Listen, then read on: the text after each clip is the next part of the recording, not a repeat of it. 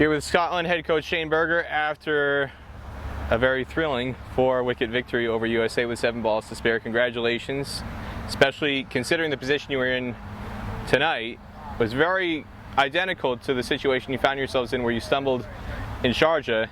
This time around, Safyaan, Sharif and Josh Davey with a 58-run partnership get you guys across the line.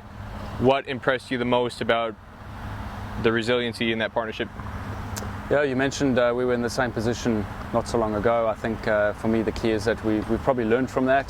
Traditionally we've probably set well, and then we've set and then managed to defend totals pretty well. I think this team is still in the process of being able to do both. We'd like to see us get over the line when not only when batting first but also when batting second, when chasing. So that was really good to see the resilience of the team, especially after that first loss against the USA, to see the way we came back. And yes, we probably be the first ones to put our hands up and say we haven't played a very good game of cricket. There's still many departments that we're short of. But to get over the line is probably the key element that I'll take away from tonight, and hopefully we can really take that moving into tomorrow to come look for another good performance tomorrow.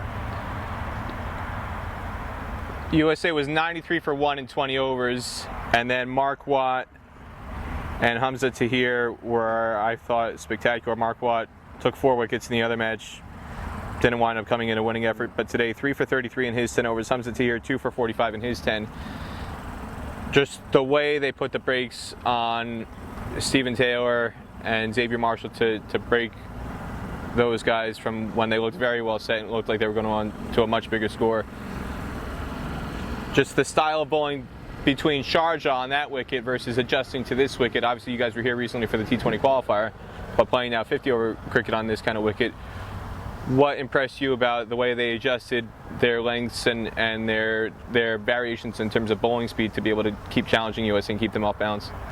I think the two of them have been doing well for an extended period of time now. Whatever conditions they seem to be faced with, they seem to be our 2 better bowlers in most games.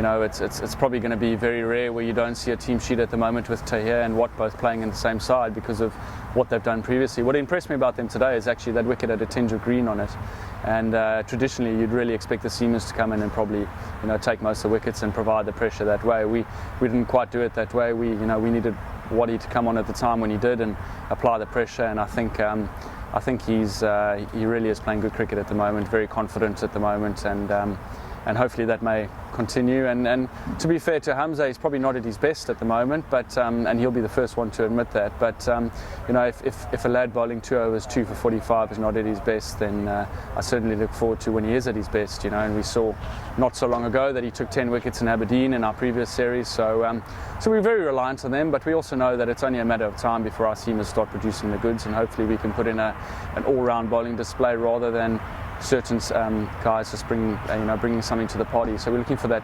all-round display, and hopefully it's tomorrow. From a strategic standpoint, something that a lot of people found interesting from beyond the boundary was Mark Watt took that wicket, get Xavier Marshall out. It was his 5th over. It was a wicket maiden, I believe. And then he was taken out of the attack to hold back for a few overs. Just from a strategic standpoint, balancing out his overs, what do you guys see from a planning standpoint that you like to hold him back even if he's in a good rhythm like that? Yeah, I think every spinner wants to bowl as many overs as they can on the trot and try to get into a rhythm. I think with Waddy the key is how we utilise his 10 overs. He's so important that we utilise his 10 overs to maximum effect, as we've seen, because he's been our best bowler in the last 2 games. So how we go about utilising those 10 overs and how the skipper does that is certainly within the game plans. We also know that Waddy doesn't get disrupted by if we do take him in and out of spells. He's pretty focused, and he's quite experienced now at coming back and doing a really good job. So Waddy doesn't need a 10-over spell to get into a rhythm. He's experienced enough to come on and do whatever the team might require at that stage. So the skipper obviously felt that by taking him off and then actually bringing him on at a really good time again against Holland, I thought was probably a bit of a stroke of genius, really. So he managed to get Holland out coming back for his 2nd spell in his 1st over back. So in the end it turned out to be a good decision. But like I say, hopefully tomorrow we can put an all-round bowling display and not just have to rely on the 2 spinners too much. You mentioned that typically this would be a wicket that seamers would succeed on. And there was a great contrast in terms of the strategies between the two teams. You bowled out your 10 overs for Watt and Hamza Tahir. USA, despite having an off-spin option in Stephen Taylor and 2 left-arm options, they went mainly with their pace bowlers throughout that chase. Is there anything that, aside from just the fact that Mark Watt and Hamza Tahir are just 2 very quality bowlers, that you saw from the outset or in discussion with Kyle Kutzer at drinks breaks that led you to persist with that pace bowling plan? Led you to persist with the spin bowling plan with the 2 left-armers? Yeah, like I say, we just rely on those 20 overs from our 2 left-arm spinners. You know, the stats tell you that they are 2 better bowlers at the moment. You know, I think where USA have been really superb at the moment is their pace bowling department. You know, they got a Rusty Tehran who's really experienced. You know, they got a Stevenson who runs in and can bowl quick. You know, even rattled a few short balls through today, which you know, he's definitely got something about him. You know, and then Holland's just your steady campaigner that comes in and can bowl with the keeper up or back. So I think they've got a pretty balanced attack at the moment, and have probably outbowled us in the last 2 games, if I'm completely honest. So we're still searching for probably for our seamers to maybe just up their game a little bit more. You know, Safy's been a pretty steady performer for Scotland for many years, as has Ali Evans, but you know, these guys need to be bowling on a consistent basis. They got to have good conditions to do that in, and you know, a fast bowler's a delicate creature that needs a lot of time under their legs. You know, so we hope that over time they're going to keep getting better and better, and having 2 games in a row, having to come out and do it again tomorrow is hopefully a good omen for us. You know, where the bowlers are forced to come out and bowl again. I think that's going to be a really good thing. On the batting side, Calum MacLeod another 50 today, run out at a key moment, but generally he's looked very, very solid. Another good partnership with Richie Barrington. And yet some other guys have gotten set and got out. Just on those 2 points, how would you evaluate how Calum MacLeod is batting at this point in time? And also, what do you want to see from an improvement in terms of the rest of your batting order? Yeah, well, firstly, improvement, we want to see someone take it right through the innings. You know, one of your top 5 or top 4 batters needs to bat through and get 100 plus. That's how any successful team in ODI cricket goes about their business.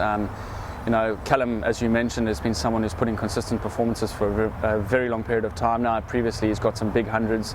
I think in both games he was set to go big. Unfortunately, just got out at key moments. You know, he'll be the first to admit that he's you know, he's a very experienced cricketer and probably shouldn't be doing that. But hey, this is cricket, and today it wasn't through a mistake from a shot selection or anything point of view. It was a run out, you know, and unfortunately it was. It put us under a little bit of pressure, but then again it allowed the space for our number 7 and 8, Josh Davey and Safy, to come in and show that they can also bat, and I think that'll do their confidence the world of good. You know, I mentioned earlier that we need to get better at getting over the line chasing, and I think today will hopefully push us in a direction that we start believing that we don't always have to bat first to win games. We can also chase, and so today's a really good win for the guys. I think playing against a very strong USA outfit that's going to continue to get better and better. I have to give them a lot of credit in the sort of cricket that they've played. You know, they've played a lot of cricket having come out of the Caribbean. They've come out here, played some really good cricket, and I think we had to really, you know, play some good cricket to beat them today, and I think that's credit to them. Just one more question about the team selection, and from that standpoint, dropping Dylan Budge, he looked like he had a very good start in that other match at Sharjah, but Safyaan and Sharif penciled in at 7 and 8 with Josh Davey, 2 guys who you would say are very handy with the bat, not necessarily genuine all-rounders. What did you see from them in training that gave you the confidence that you could go with 1 less batsman today and obviously have it pay off in the way that it did? Yeah, sure. I think firstly the Budgie selection was purely a conditions-based selection. I think we wanted to get Josh Davey back in the side, who we know bowls really well with the new ball and can, you know, and is a very valuable bowling option for us. So we wanted to get him back in the side, and the only way of doing that was leaving out Budgie, who traditionally doesn't bat 7. You know, he's actually a top order batter, but he's evolved his game now and he's trained well enough in that position to try and get us over the line. So I think it's been really good for Dylan. Unfortunately, he missed out today. But then again, you saw what Sharif and Davey can do with a bat, you know, and Josh has batted at 3 for Scotland before. He's also batted higher up for Somerset and all the other places he's been.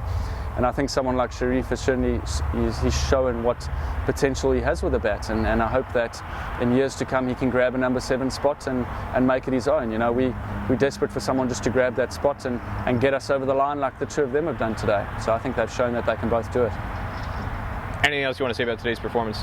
No, just really proud to get over the line and win a game of cricket. You know, we lost our way in the last game, and the lads were really disappointed after the last game and wanted to come out and you know, show Scotland, make Scotland proud of the performance. And I think against a really strong USA team, I think today's a really good victory for us. You know, we'll take it. We'll move on to tomorrow and know that we have to come out and play better cricket tomorrow against a UAE team that who knows what they can deliver. So we're excited by winning today, but we have to keep both feet on the ground and make sure we bring it again tomorrow.